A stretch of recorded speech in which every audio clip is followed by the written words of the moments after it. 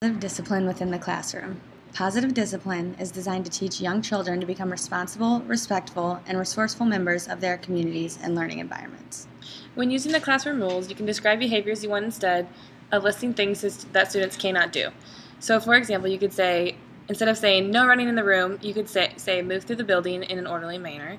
Or another example would be no fighting. Instead, to say settle conflicts appropriately. Or no gum chewing, you could say leave the gum at home, etc. So overall, just let the students know that this is how you expect them to behave in the classroom and that you make the rules and that they are supposed to follow it.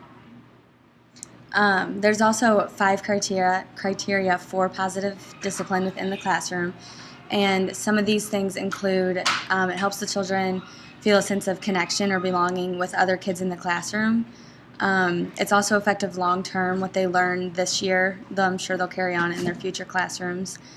It also teaches important life skills and social skills, such as becoming self-regulated learners, and it invites children to discover how capable they really are of doing something on their own without being asked to do it.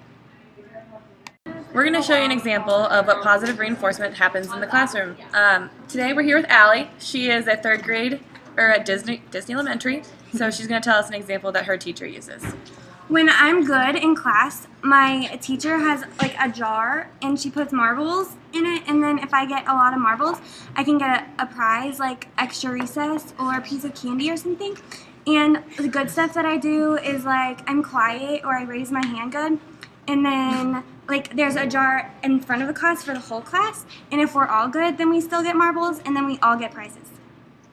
So that's just a great example of positive reinforcement in one of the classrooms in Springfield, Missouri. So, do you have any other questions? No. Okay, thanks. We're going to talk about what we've overall learned today. So we both have an example of the way that we would use this in our classroom. So Brooke's going to tell us the first way that she's going to use hers. In my classroom, I've noticed that it's really effective using iMessages, which instead of putting a child down saying, you always do this, or you never do this, or don't run in the hall, whatever, I'm going to try to tell them how I feel, how it makes me feel. Like if a child doesn't turn in their homework on time, I can say, I really feel sad when you don't turn in your homework. It really hurts my feelings, and it just makes me disappointed.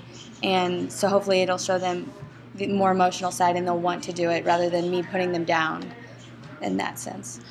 And then the example that I thought about was instead of writing a child's name with tally marks on it, I can maybe pull them aside and tell them what they're doing wrong and tell them how I would love if they would put the effort into it just like I am, and when they do the positive things, to make sure that they are recognized for it rather than just sliding along and just writing the child's name down or marking them down for 0 points. So hope you guys enjoyed our positive reinforcement video.